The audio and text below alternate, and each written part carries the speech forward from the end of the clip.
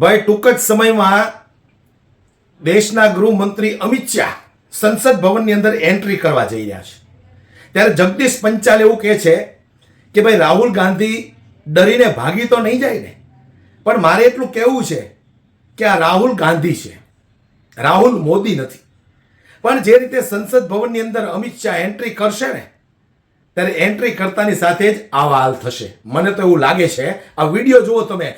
पाकिस्तान के पास शरण में आने के अलावा और कोई चारा ही नहीं था.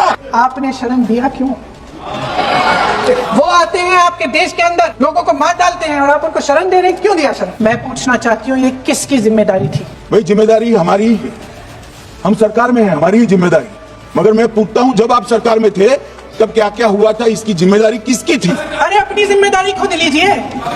11 सालों के लिए तो सत्ता में आप हैं.